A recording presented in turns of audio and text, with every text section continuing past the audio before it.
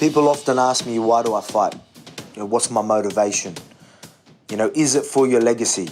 And I always tell them, it's not for me. It's not for my legacy. I fight for my family, my country.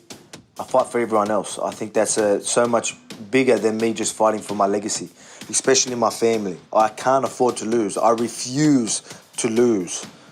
It was hard work to become the champ, and it's going to be hard work to stay the champ. But that's what's going to separate me from the rest in my division, the rest of my future opponents. I'm always going to do what needs to be done to make sure I get that win, to make sure I'm successful, to make sure no one can take that loss away from me. Because again, I've got a family to feed, and to be successful, you need to remain the champ in 2020 and the many years to come. And if that featherweight GOAT status comes, again, I'm not chasing that. But if it comes, again, that means I'm successful. That means I'm doing my family proud. That means I'm doing my country proud. That means I'm accomplishing them goals. My main goals is for everyone else. I'm fighting for my family. I'm fighting for my country. I'm fighting for those who support me. Again, for me to be able to do this, to make people proud, to be successful, I need to bust my ass. I need to go out there and work hard. And that's what I'm going to do for many years. I'm going to stay the champ.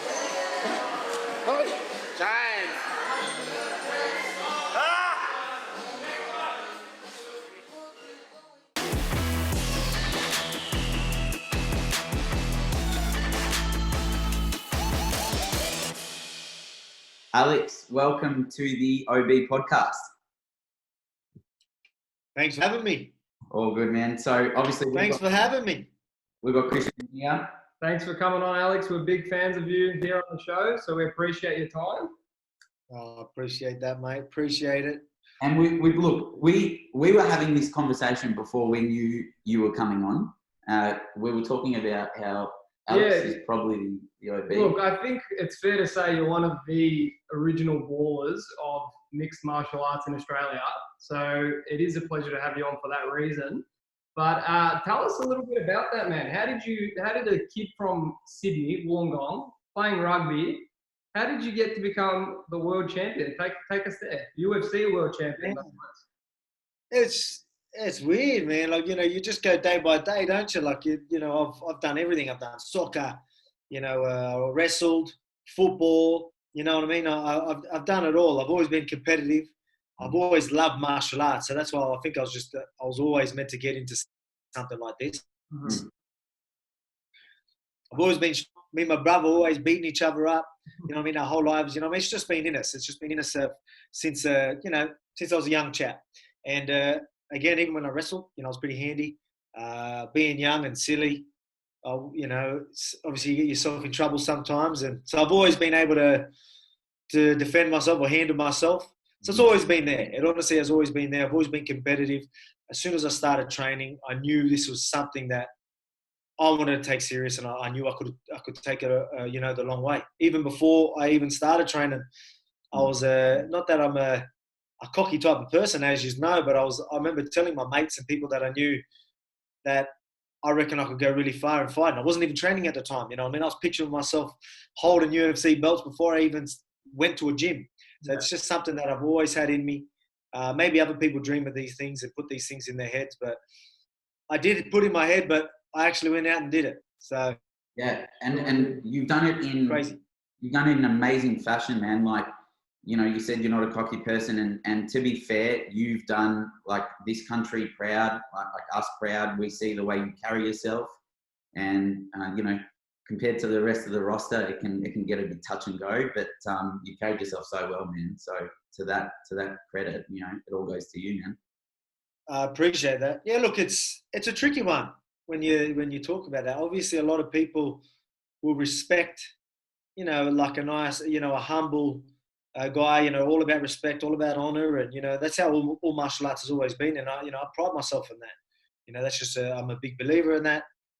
But at the same time, you've got a lot of fans that they don't want to see that. Like, some fans want to see a bit more. So maybe I just need to start calling people out. I might have to just switch things around and have shots at people. apologize after, say, sorry, mate, I had to do it. What do you want me to do? You know what I mean? Like, that's just who I am. Look, Alex, if you want to But call it's just anyone out, if you want to call anyone fun. But at the same time, people remember the best fighters, and I'm going to. Sorry. If you want to call anyone out on our show, feel free, mate. It's an open platform. 100%. Mate, like, hey, as I've said, I'm calling out all the guys in my division. So I'm one of the champions that give me these high ranked guys. Give me these guys that everyone thinks can beat me. Give me these guys that everyone's talking about. They're the biggest fights, whatever it is. Because at the end of the day, you keep proving yourself against these guys that they think can do it, can do the job and get the job done against me. I go and prove them wrong time and time again.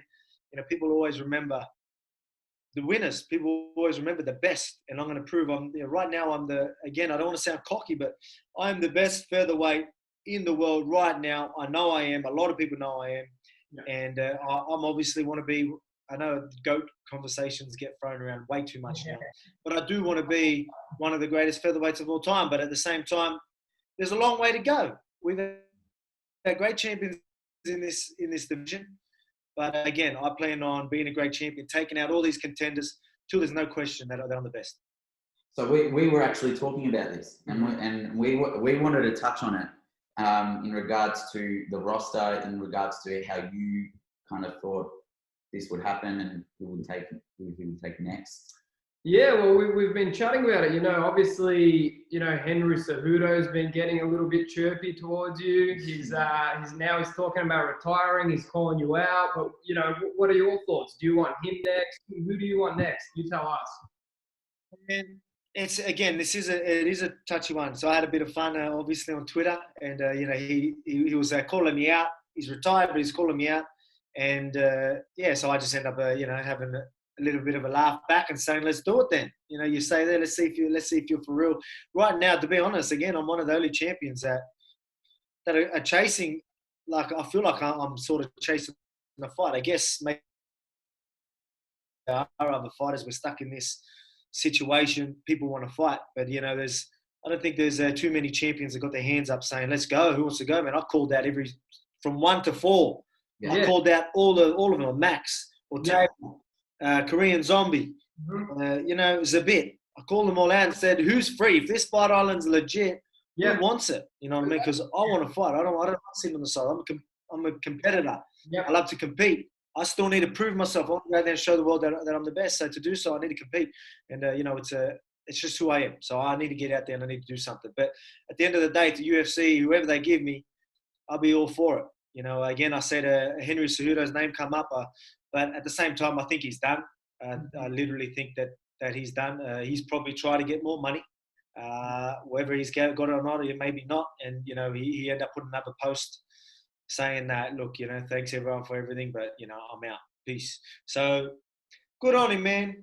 Good on him. As I say, how many people get to finish on top? And if he's true to his word, he gets to do that. Look, again, I want to have a bit of fun and stir shit with him.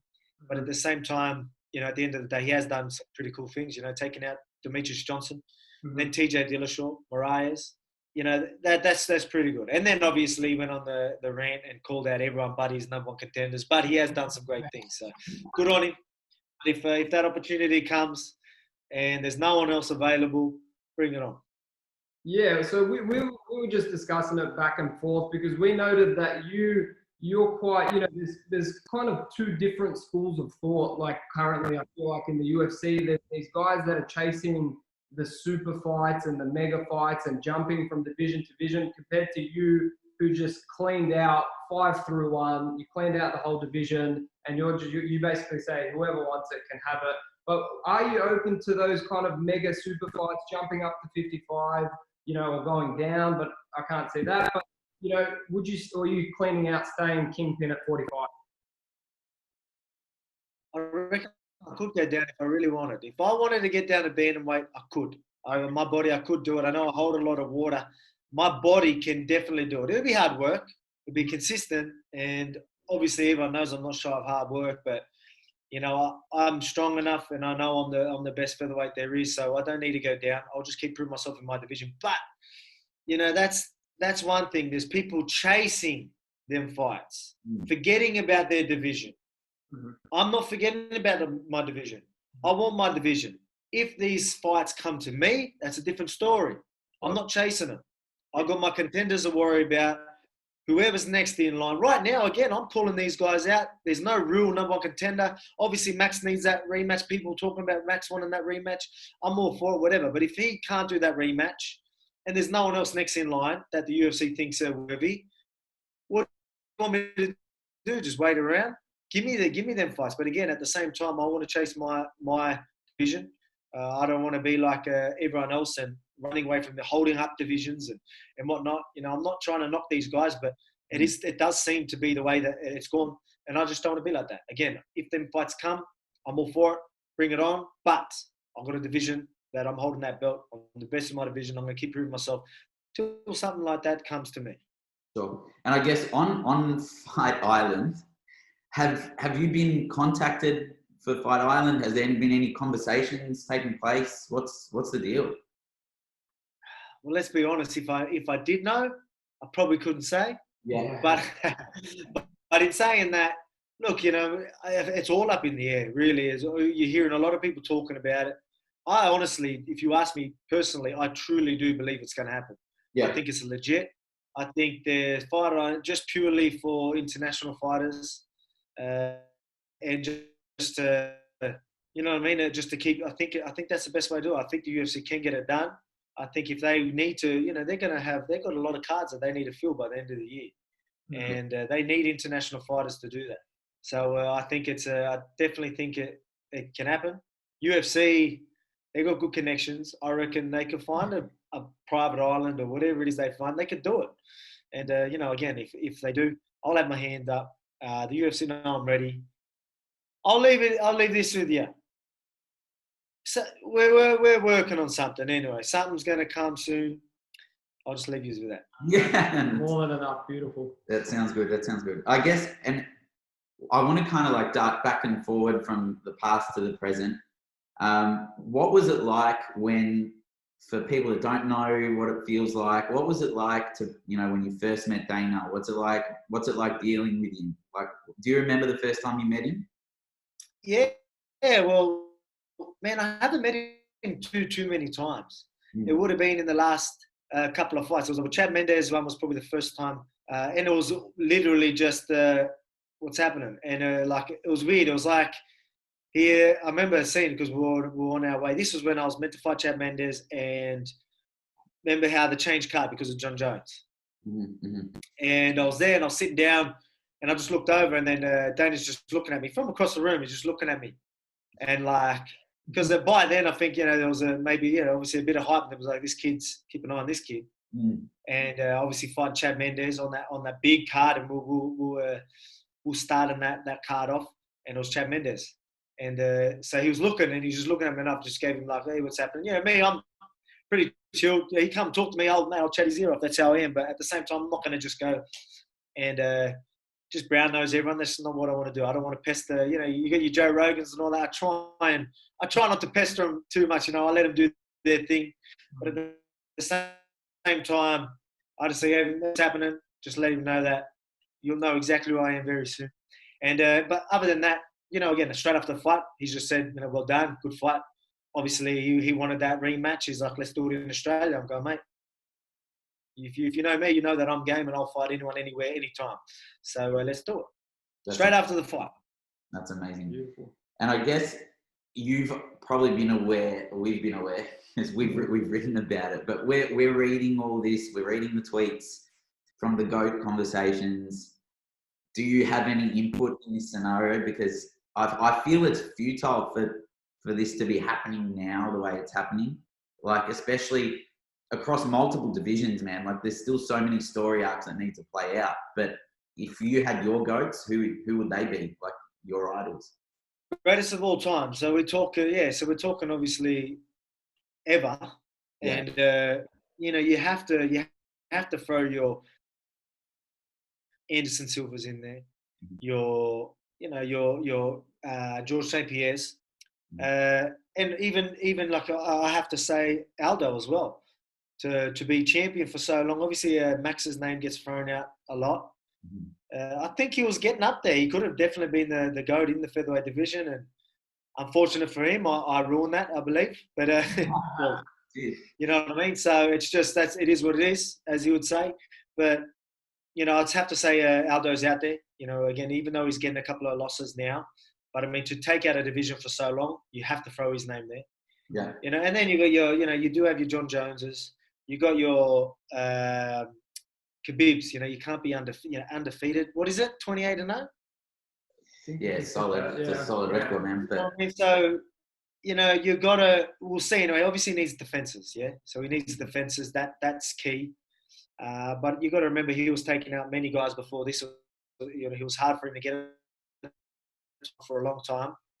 So, but I still believe you do need title defenses, and that's why if you look at most of the guys that I mentioned, they have a lot of title defenses. Being on top for so long, you know, I mean, we're in a crazy sport where anything can happen. If you to still be able to not let that person land lucky punches or not having a bad day and losing, you know what I mean? Like, there's so many things that can come into play. And if you stay on top for so long, you know, that's saying something. But put it this way, no disrespect to Conor McGregor, but you ain't in that conversation yet. So I'll be straight up with that. But don't get me wrong. I will be honest. Again, you know, a lot of people want to throw shade and whatnot. He's done great things. You've got to respect the man for what he's done. But at the same time, you know, you can't be throwing your name as in featherweight GOAT. I mean, in GOAT talks. Especially when you haven't defended a belt in the division. And again, he's done great things. He's done huge things for the sport. You can't knock him for that. His name he'll be one of the greats forever. But I mean, when you're talking pound for pound, greatest of all time, I look at greatest of all time as fighters, as the best fighters. Some people look at it different. Some people do look at it as what they've done for the sport and whatnot. And then if that's the case, Conor's name does get mentioned 100%. But again, for me, I talk about the best fighters of all time. Yeah, no, well, that's when we ask the question, we're not talking about revenue or pay-per-views. We're talking about who is the greatest fighter. So we're with you on that. Demetrius Johnson's another one that I like to throw out there. Demetrius Johnson. Yeah. And Demetrius Johnson, he's again like very, very I don't know if he's underrated, but there is still a lot. Obviously, he doesn't have the hype that he should have had because he literally is one of the greatest fighters of all time. Like some of the stuff that he's done in that cage, you know, it was incredible. So you gotta throw his name in there. He was obviously dominant for so long, champion for so long, but doing the things he did, you know, it was incredible. He's incredible to watch as an athlete. As a fighter IQ, throw it all out there. His name's right up there on all of them. Yeah. Well, I remember, like even my brother, like when he was following the UFC before me, he was like, Demetrius Johnson's an absolute animal. Like I watched one of his fights, and he's just insane. Like defied logic, but you know, and I think that's what makes it. It brings that conversation. Someone, an athlete, whether it's in the UFC, whether it's in basketball, whatever it is, that defies that logic. It can defy more than what people expect. Yeah. Well, we again, you know, we like to think ahead. Yeah, like we're all about the fight IQ. We're all about knowing the game and you know studying and being ahead of the game. And you know, you can take good little tricks out of anyone. Even like there's tricks that like there's things that fighters do that they don't even know they do. You know, that we could look at. And I've said this, and that's why I've said I'll be effective. Take out these guys that I've taken out because I know what they do good. I know things that maybe they don't even. Our team knows things that they probably don't even know why they're so good at it, but we look right into it. And so everyone can show you something and that you could benefit from. With Demetrius Johnson, he could show you 40 things. You know, each fight, he could show you in all different areas. Takedown defense. You know what I mean? The way he puts it together, some of his broken rhythm, cardio. You know the training that must be behind his strength and conditioning, his cardio. There's so much you could take out of someone like that because he really is incredible to watch. If you know the game and you love the game and the sport and you appreciate the styles and you appreciate the game, man, he's incredible. Nice, man. And I guess look, I'm gonna go down this road. It's not gonna take too much of our time, but in a distant future, like for your I guess, dreams and aspirations, whether you jumped up or down. Do you ever see a future where perhaps you might come across a Khabib or a Conor?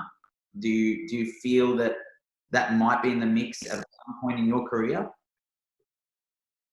Yeah, 100%. Again, as I told you, I'm planning on being, one of the greatest featherweights of all time. Again, I'm not trying to get in GOAT conversations. I'm not saying I'm there yet, but I know I'll be there very soon. I believe in my abilities. I believe in my hard work. I'm going to keep pushing, and there'll be a time where people are going to be like, we need to see this guy versus whoever's on top then.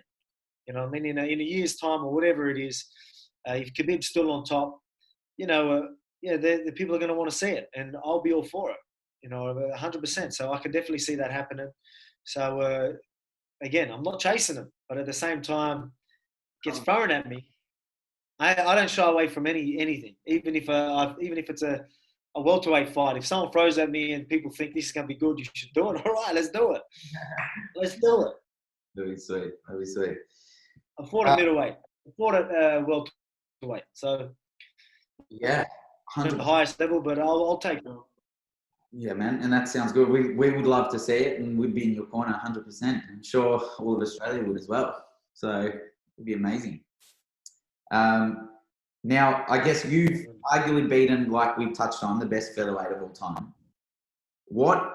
And especially being the champ now, we're curious to know, and I'm pretty sure others are curious to know, what changes when you go from not being the champ to being the champ? Or what mentality changes your day to day? Does it change or does it not change? For a lot of people, I think it changes. Yeah. There's a lot of people that need motivation. Yeah. So I'm a very self-motivated person. Yeah. But I don't need to fight for the belt to motivate me. You know what I mean? So that's something that, and I don't believe the belt is happiness as well. I need to be successful. In doing so, to be successful, you need to take out the champ. You need to take that belt. You need to be champ for a long time. So these are things that need to be happening. But at the same time, I don't need that to motivate myself. Mm-hmm. I look at every fighter. So even though I'm going to have all these guys chasing me and I'm defending, a lot of people think you lose motivation. Most people probably do. They're trying to get that belt. They get the belt and they lose motivation. I can see that in other people. With me, it ain't happening. You know what I mean? Like, it's much bigger than just me defending a belt. You know what I mean? I fight for my family. I need to be on top. And I'm nowhere near where I want to be right now. Nowhere near where I want to be. So losing is going to take me 4 steps back. So I ain't losing. Yeah. So no matter who they put in front of me, they're going to have the best Alexander Volkanovski there is today, because I'm evolving every day. I'm working harder and harder every day. I'm finding, even if I'm working harder, I'm strategizing things so much better. There's so many things that come into play. The game is always evolving, and we evolve with it. So you're going to see the best me every time I step in there. And, that's motivating for me as well. So I know that what I know now won't be enough in 3 months. So if I just sit there and get complacent and think, oh, yeah, this is enough, these guys might overtake me, but I'm not going to let that happen. I'm always going to be the best version of myself, because we're going to study the game. We're going to always work hard. And again, I'm a hard worker. I don't need to work hard. I'm just a hard worker. That's who I am. No, and you see it, man. And that shows as the results, as they happen, you can see the hard work, man. So it's amazing. But we were talking about, what is it like making that march to the Octagon, that gladiator march? We're sitting here, we get a little bit nervous before a podcast. Yeah. I can't imagine what it's like. Mate, again, I think I'm bred different, eh? But I'm always so good, and I'm always trying to keep myself so composed, where I just go through. Obviously you want to shake everyone, give everyone, let everyone know that you're appreciating what they're doing, the crowd and that. But mate, I'm just going in there. I walk in Octagon, I'm farting. I'm doing, you know what I mean? I'm just me. I'm sitting there thinking, all right, we've got to do this. I'm listening to their music as they're walking out. I'm dancing. I'm pumped up. I know I've got a job to do. But, I mean, it's weird. Going into the Octagon, I try and get this tunnel focus where I try not to let it all get to me, and I've got a job to do. And I don't want to sound boring when I say that, but that's just, it's weird. So that's what I feel like is a pressure I put on myself to keep myself so composed. Sure. But once the job is done, once I get it done, then it all, then you're like, well, soaking it up. You get emotional. You can let go. The pressure's finally off. Mm-hmm. Next minute, I'm like, I don't stop talking. I'm like, getting all excited, a little kid, you know what I mean? Because I can finally let go. There's a lot, man, a lot goes into these camps, man. I truly do believe it's one of the hardest sports there is. The preparation, the dieting, the mental side of things, everything. It's tough. And you've got to try and stay composed through the whole process. I'm good at doing that, but at the same time, it adds up. And once it's all done, you're ready to go. Let it go. Let it go. Just let it go. I love it, man. I love it. It frozen in there. Yeah. Mate, I've got 2 girls, mate. I know word for word. 100%. But I guess on the entry music, we also so you love your Game of Thrones, don't you? You come out with that got music blaring. That would G you up a little bit, wouldn't it? It did. It does. Yeah. It was. Look, I'll be honest. The last walk to the cage, obviously for the title, is the last time I'm going to do Game of Thrones, and it was a tough one for me because I wasn't happy with the last season.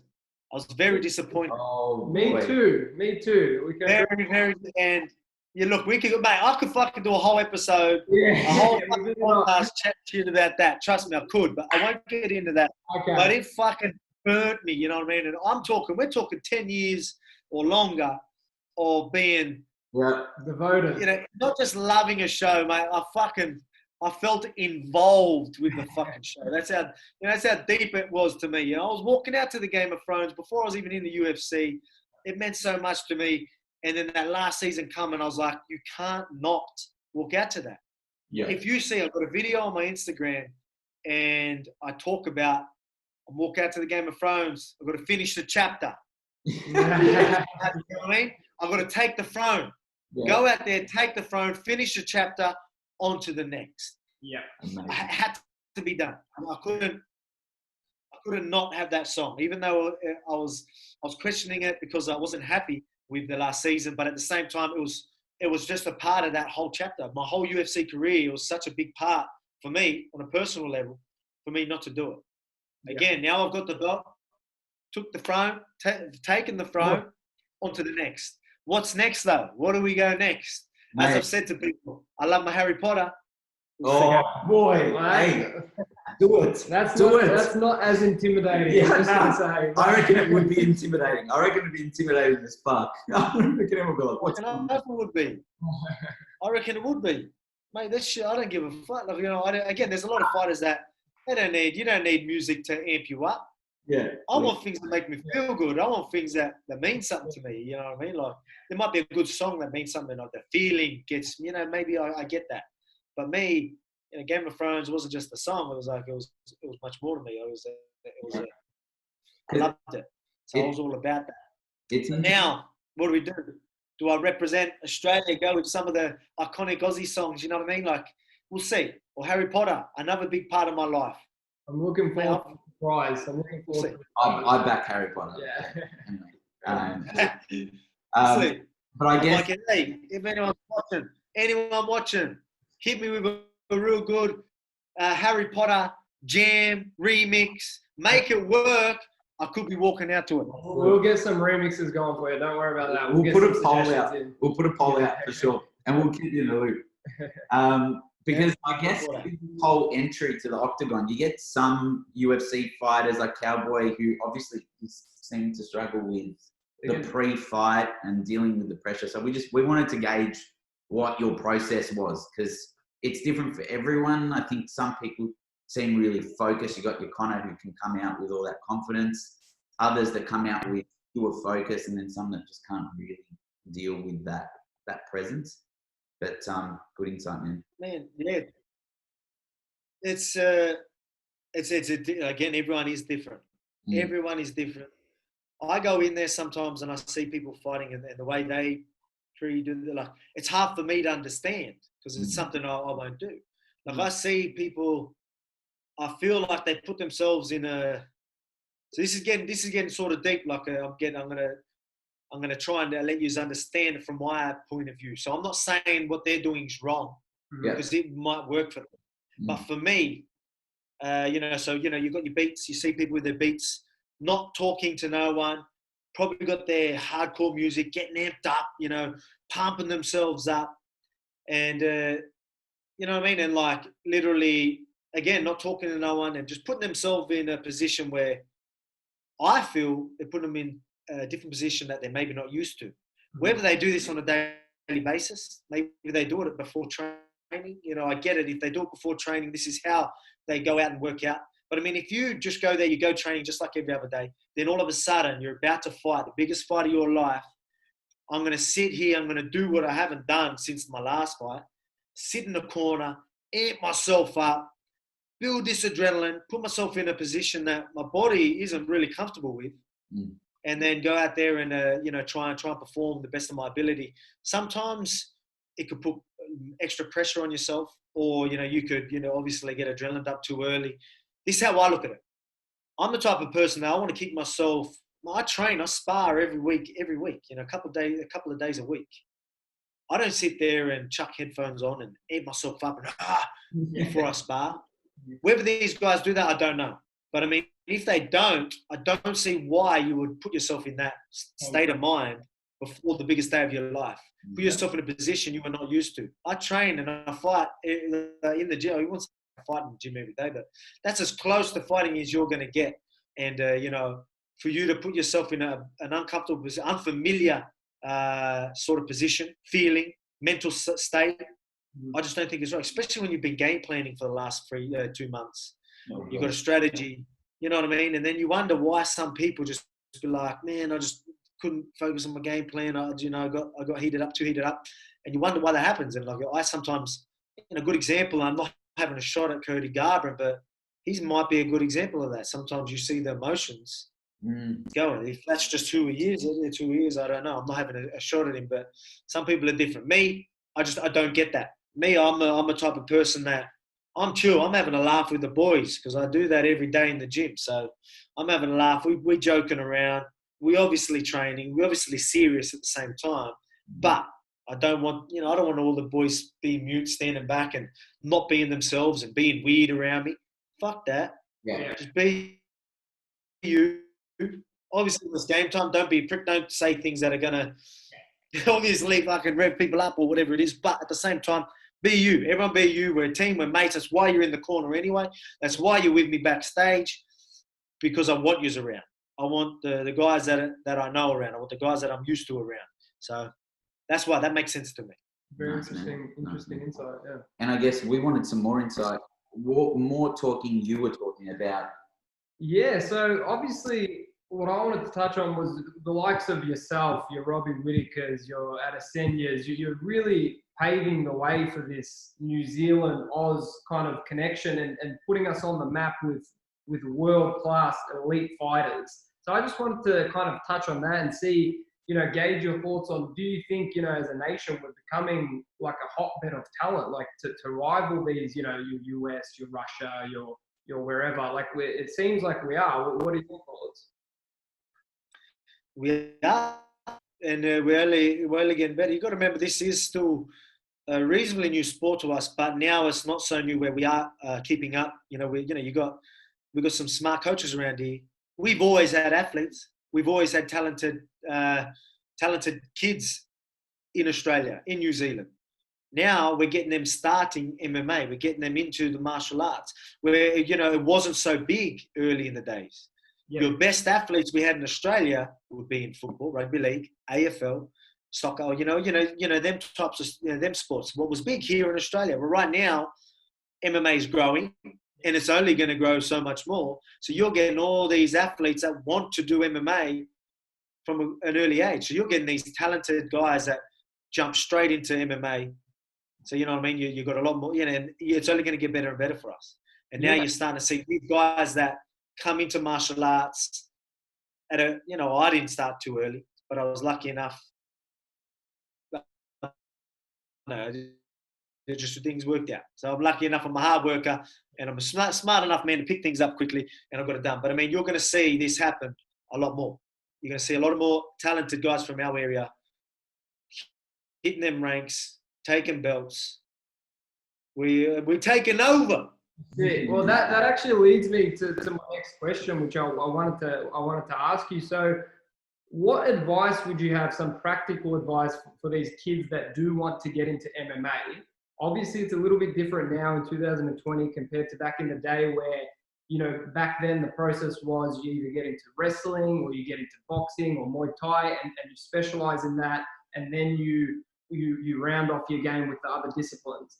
Would you recommend going that route, or would you recommend starting MMA specifically, just training everything from a young age? What would your advice on that be? Me, I think MMA at a young age. I truly do believe that, because again, if you're early enough, I guess you've got plenty of time to get good at all of them. But one thing that you have to get used to is hard work. You know what I mean? No matter what it is, you get it. So again, at the same time, that's why wrestling. If people are going to start off in wrestling, I'm always going to say that's okay, purely because it's fucking tough. You got to be bred different to want to do that. You know what I mean? So you are going to be in the most uncomfortable positions you can imagine. But I mean, you just deal with it. It's all you know. Yeah. So that's where I feel like some of these sports, if you start off, that can benefit you. But I mean, at the same time, I would say the ideal situation, start off in MMA. An MMA gym that, they mix it up really well. They be smart about it. For me, again, I'm all about separating, still do your jiu-jitsu, still do that, but you need to link it all together. You need to do MMA specific training for ground. So there's jiu-jitsu, and then there's MMA specific jiu-jitsu, if you get what I mean. Yeah. Same as striking, MMA striking. Even wrestling, you got to be, it's easy to wrestle. I get wrestlers one-on-one that'll fuck me up. Put me in an MMA ring with them, I'm taking them down because I've got them worrying about so many other things. You know what I mean? So it's different. There's ranges. There's so many things you've got to get used to. So as long as you're aware of that, as long as the coaching staff are aware of that and can sort of mold it all together, then it makes sense. But again, get used to hard work. That's one thing that if you want to be in this fucking sport, get used to being in uncomfortable positions, because it's going to fucking happen. Comfortable with the uncomfortable. Yeah, and I guess that probably leads. Yeah. Yeah. I guess that leads into what I wanted to kind of explore, and that's hard work. When we talk about hard work, your fight camp, take us into that scenario, because you're the champion. Obviously, what you're doing is working. What does your camp look like? Well, we got, again, obviously I train with other guys as well. So I'm based out of Freestyle Fight and Gym here in Australia, but we still got the same program as City Kickboxing. So we go under the same thing. And look, man, I will get a little bit deeper in it, but it's hard. It's tough. It is tough. It's very specific. With some of our training, there's going to be very specific. We get right into the science behind certain exercises, certain conditioning sessions. We work different chains. We do all things like that. Obviously, you get nutritionists on board, so you can, again, you can lose the weight, but how you do that effectively, you need to be able to train, especially with the schedule we got. If you just lowering your calories and that's all you care about, it's going to be fucking hard. Right. It's already hard. It's going to be a nightmare. So you need to have enough energy to get yourself, so your body can actually deal with it. So there's so much that goes into it. There's pressure in dieting. But I mean, in saying that, because we train so hard, we actually can eat. So, we get to eat pretty good. You'll be surprised with how we eat. It's still very clean, but the amounts we get to eat, even the amounts of carbs, because we train so hard, so it's not too bad. So I wouldn't say the dieting's crazy hard until you get to the later weeks. But I mean, it's hard work, and obviously peaking at the right time. It's hard from 8 weeks out. That's when we really have a sort of a, how could you say? We schedule from 8 weeks. That's where we have an actual, it's a word I'm looking for. Anyway, like you could say 8 week program going into fight. Your prep is. Yeah, exactly. Yeah. And it does amp up. Yeah. Put it this way, not many people can deal with it 8 weeks out. Yeah, sure. And when you get to them last couple of weeks, it's tough. Yeah. But you can see we're always prepared for whatever's thrown in front of us because of it. 100%. So what does it, is it in the morning? What time do you wake up when you can? Yeah, well, the days, usually we'll get like an 8 o'clock session, then it just depends. Each day is different, but usually we'll have a couple of sessions in the morning. Yeah. It might be a conditioning session, and then we do an MMA. There's always an MMA session, at least once that day. Mm-hmm. So again, that's when we can just work on whatever it is. We might have a few guys fighting. We might focus on things that will benefit them. So everyone's learning, but, we're being effective for these guys that got a big match coming, things like that. But, and then you got your wrestling, you got, all things like that. So you'll have about, 2-3 sessions a day. But again, it's tough. It's hard. 100%. And I guess we also wanted to touch on, let's deviate from the camp. Because I think we both think not a lot of people really understand the collective input from a family point of view as well. Like how does your family feel about when you're prepping for a fight, going into a fight? It's a physical game. Is there that, they're obviously concerned, but what's that like? Well, I think they're getting used to it.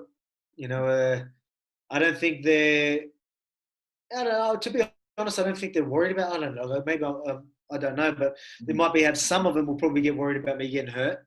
Mm-hmm. But the biggest problem, are injuries, losing again. Like my family, I don't give a fuck if I get punched in the face. Who cares if someone punches me? Who cares if I'm cut? Who cares if I got a broken nose? This shit don't faze me. If I was to lose, that's a different story. That's what's going to hurt me. That's that holds my family back. I do this for my family. Me losing, that's putting a halt on my progress on being successful and looking after my family. That hurts. Yeah. So I believe that that ain't how much this means to me and means to my family. This is my job. This is how I look after them. This is why I do it now. I've always loved the sport, but right now it's about them. This is why I do it. That's my main motivation.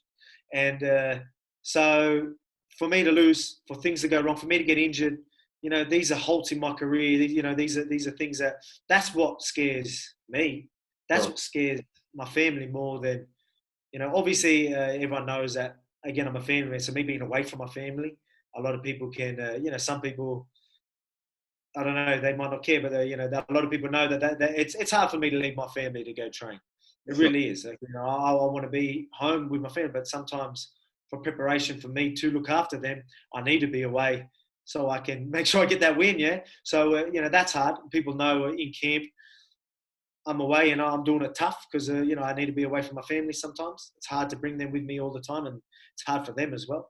But so that that I think that side of things get a lot more tough for people that care and people that know me on a personal level. Punch me in the face all you want. Bring it on. Yeah, we know you're fine with that because your chin's insane. But it's about it. I just don't think families get enough credit, and for good or bad reason, whatever it is. When we see a team on the TV and your main event, it's your trainer, it's everyone that's sitting there with you, but the team is your family. It's much bigger than that, man. Yeah, 100%. You know what I mean? You're 100% right with that. So, there's a lot of sacrifice. Again, me being away, like it's obviously you can imagine, like 2 kids for me being away, and I try and help out as much as I can, and then me being away, that's a lot of pressure on the wife.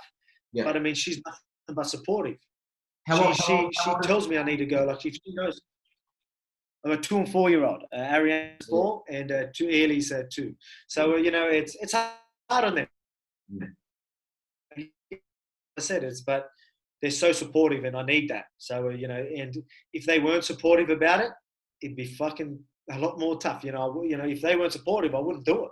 If they were telling me we don't want you to go, I wouldn't do it. But I mean, I got my wife. I'm the one who says, I try and limit my time away. If I got my wife telling me no.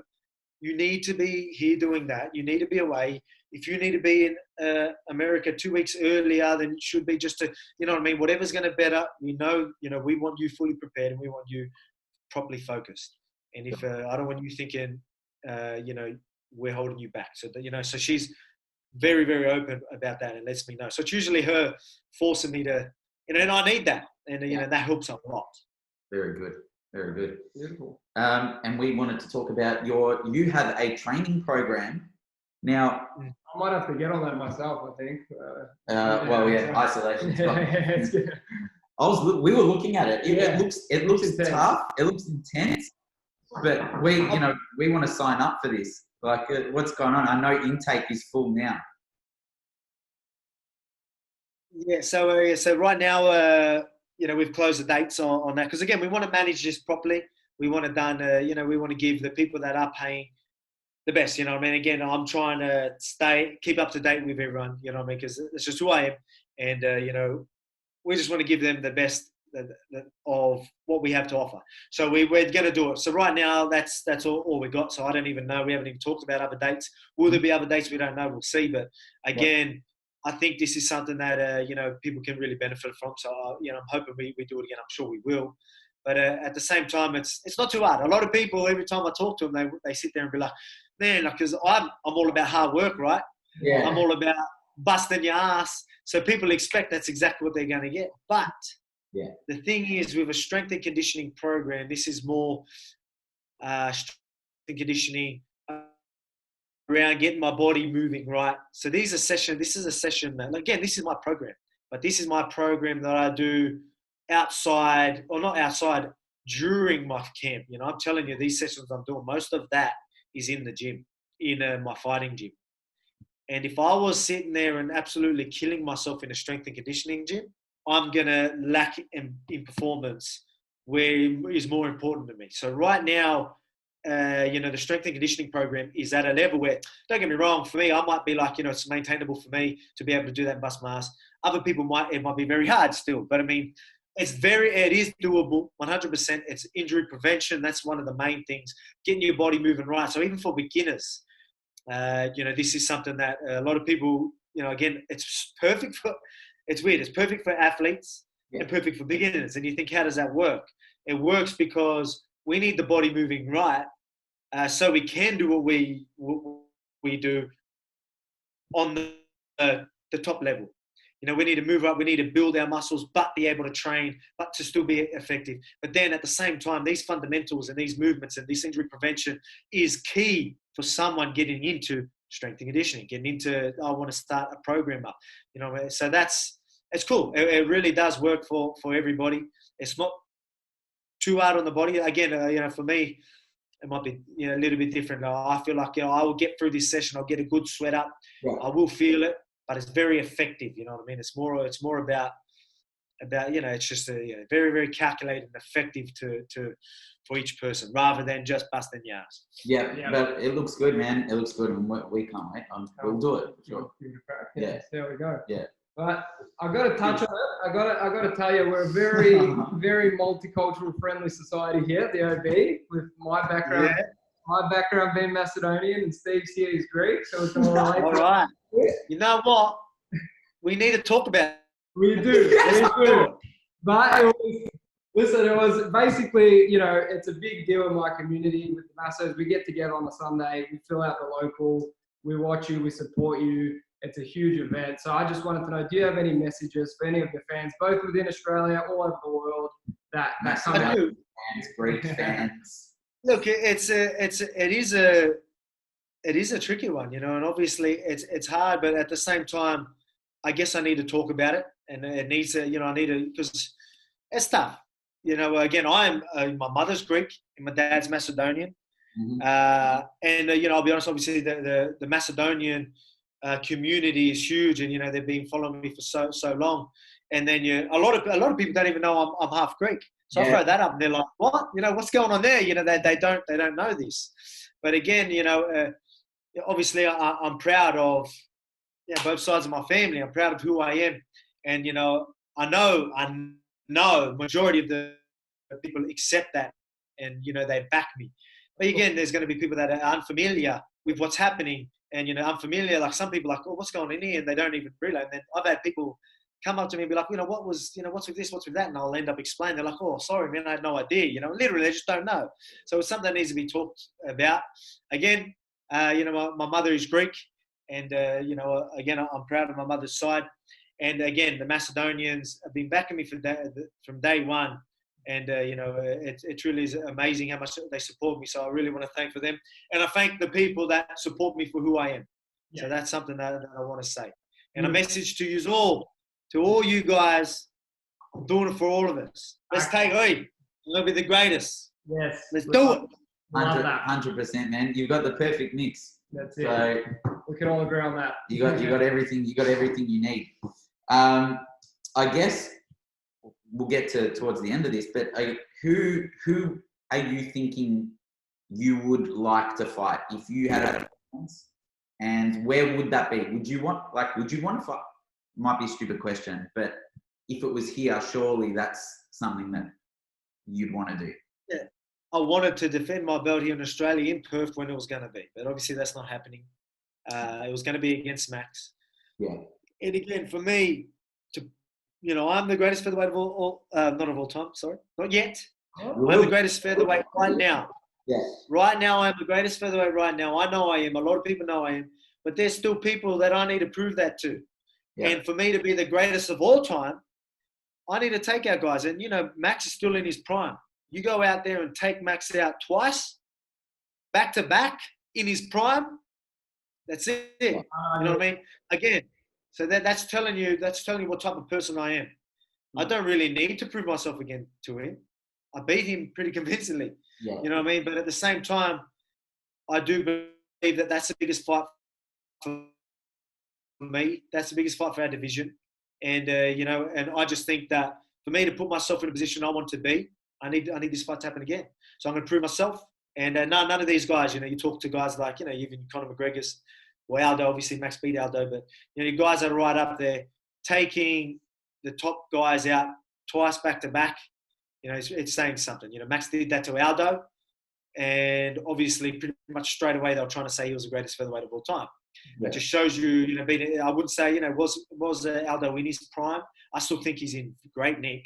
He's still, but the game's evolving. I think that's what it is. I still think he's moving really well. I still think he takes out majority of the contenders in our division, in the featherweight division. I still do believe that. And, so I had to take out the top contenders on my way to the title. And now we don't really have any left. So is it going to be Max again? We don't know. But if it is, mate, I'm taking him out. Is there any messages? Taking him out one by one. Is there any messages for anyone specific? Is there any messages to anyone specific? Well, one thing again, let's be honest. Everyone loves Max because he's a cool dude. You know what I mean? So that you can't really have a go at the man because he's a cool dude. I'll admit, we're both pretty chill dudes. But one thing that did surprise me is how he took the loss straight away. Whether he really did think he won, and maybe he did, but I think he was a bit sour about it. And I was surprised. I think he changed his tone afterwards. But again, in the heat of the moment, maybe it just showed a little bit different side to him, which I was surprised by. But I guarantee you, next fight, you ain't gonna have that thought in your head. I'm out there to let you know you lost convincingly. So I'm going out there to prove a point. And if I do fight you, Max, take me out. Looking forward to it. Sorry, all due respect, I'm taking you out. Love it. We love it, man. We love it. Now, we thought we would try something. I doubt this has been done before. All right? Okay, here we go. I want to see how Christian's going to fare against you. We want to get some taste of what your opponents feel when they're staring you down or when you're staring them down. Oh, okay. So we thought we would get Christian, because you've got a pretty mean resting bitch face. Look, I know you've fought Aldo and you fought all these monsters, but I've been told that I have a very mean resting bitch face. So don't get too intimidated. Especially behind a laptop and that as well, eh? So this is what we want to do. This is safe. He's safe. You're safe. We thought we'd get you guys to stare down on my count. So I'll count to 3. Okay. Are you ready? All right. So we're getting close to the camera. Yeah. I'm going to tell you one of my tricks. So you're lucky. Otherwise, I'll have you break in seconds if this was real life. But anyway. I'm already scared. It's through the trick. Are you counting down? Yeah, you ready? Yep. 1, Yep. 2, 3, go. I'm fucking breaking already, eh? All right. No, we got it. Oh, he already broke me. He broke me. Oh, No, I broke first. We'll do it again. I was just having a laugh. 1, 2, 3, go. you can't do that. No, I start laughing. I can't. I'm too intimidated. Still going. No. Hey, I'll show you. I sort of did it. I was like, I broke first. I'll be honest. That first one we did because I was actually thinking. Let's call it a draw. Let me tell you a trick. If you ever have to do this face to face, Yeah, tell you, please. I need it. all right, look at their nose between their eyes. Okay, I didn't know where to look. I don't have to look at the camera. Depends how close you are. Don't go so close where you're going cross-eyed. But I mean, if you are sitting there, Yeah. look at their nose because one thing that you see when people try and focus, they look at the eye, yeah, because they don't know where to look.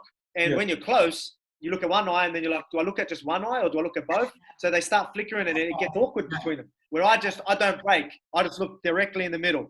There's no movement. No. So I'm looking at the center of their peripheral vision. So I'm looking at the right spot. And they will sit there and they'll do this. I'm gonna put that. So write that down because that was Yeah. an effort and a half. Done. Well, Write man, that down. Alex, thank you so much on behalf of the pair of us for coming on. You're the champ. We know you're the champ, and we look forward to seeing what the rest of this year brings, and we'll be right there with you. Thanks for coming on, man. All right. Thank you. All right, remember, stay tuned. We've got something coming for you. I'm going to leave us with that. Love We it. can't Thanks wait. very much. Can't Alex. wait, man. Thank you so much. See you later. Peace, Love it, man. Peace. Bye. Peace.